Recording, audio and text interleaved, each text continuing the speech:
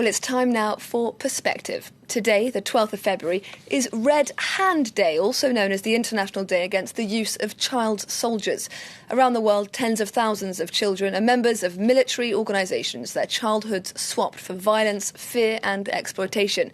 And their struggles often don't end if they do manage to return to civilian life. Poverty and disability are rife among former child soldiers. My guest today is Camille Romain, Director General of the French NGO Vision du Monde. Thank you very much for being with us today on France 24. Could you start by telling us how children find themselves involved in armies, in militia groups in the first place?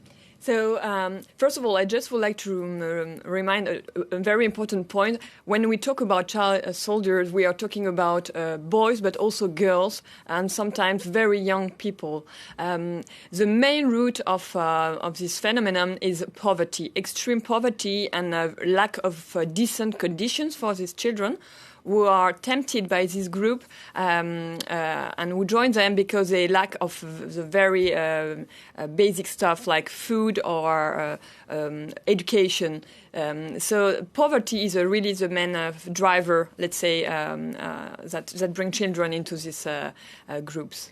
And sometimes these groups target children specifically. It's not just about increasing their numbers, it's about what children can bring to military and paramilitary organisations. Sure, because these children are used for military purposes, let's say, but they are small and young, let's say. So these children are used for other purposes and other needs of the group.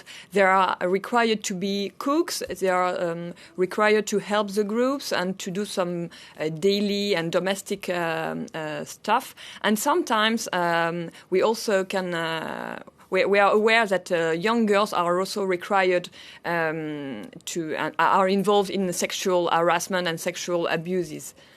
And how exactly do groups go about recruiting children into their ranks?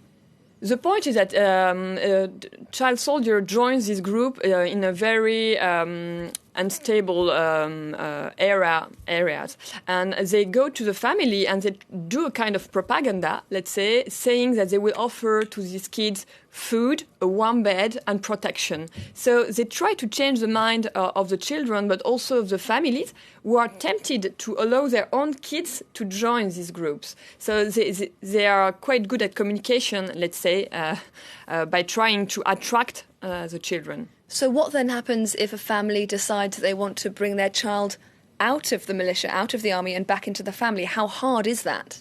It's very hard. I mean, a family, the groups don't want to let the child go for sure. So we sometimes the children manage to escape by themselves. They manage to join back their family, or they manage to join another village. And when peace is back, let's say, in the country, the groups also let free the children. So this is an option for them to recover and to go back to their own communities.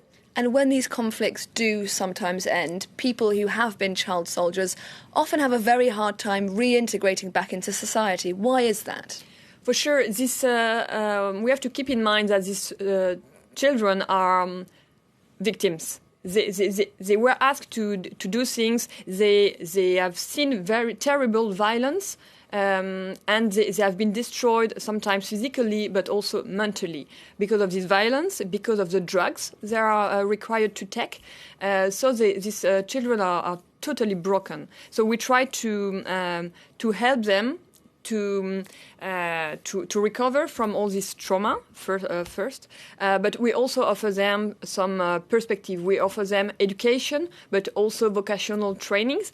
And at World Vision, we do believe that every child needs to experience life in all its fullness, and we really want to give hope to these children, to give hope back, so that after this, they can also go back to their own family, and we work on peace and forgiveness, so that no matter what the children had to do, they can go back to their family and be a child again. And where is this phenomenon of child soldiers most marked? Are there any countries that you're particularly concerned about right now? The point is that this phenomenon is visible in every long, lasting conflict, I would say, and especially during internal conflict between rebels, armed group, and so on.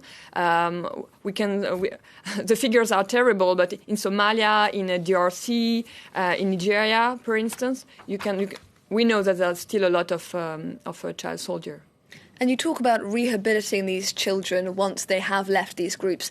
Do you find that you have the cooperation of national governments in your work? Yeah, I would say that there's a lot of organization and also institutions who are ready to take care of the children. What is the most difficult thing for us is being able to establish this kind of shelters or centers when the conflict is still there. It's because it's very difficult to let people know that this kind of places exist. And also the main important thing for us is the return of peace, let's say, to be able to take care and protect these children. And it's also true, isn't it, that a lot of child soldiers grow up to become adult members of those same organisations. How do you deal with that when it comes to culpability? As I said, the children when they were children, were victims, and indeed sometimes the child becomes. Of course, the child becomes an adult, and when they commit terrible actions, when they're adults, they have to be judged as adults. But what we do try at World Vision, we do try to prevent this kind of situation. We do try to tackle the profound roots of the phenomenon to avoid any child to become a child soldier and then an adult former child soldier. And of course, we are still going through a global pandemic, a pandemic that's exacerbated economic inequalities across the world. Have you found that the pandemic has had an impact on the question of child soldiers?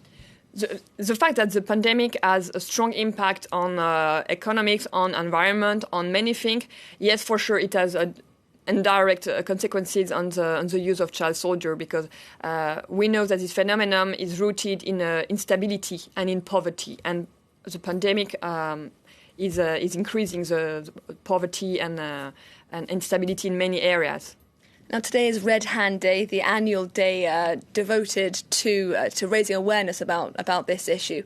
Why is it important, do you think, for people to know about child soldiers and what leads to children becoming recruited into these sorts of groups?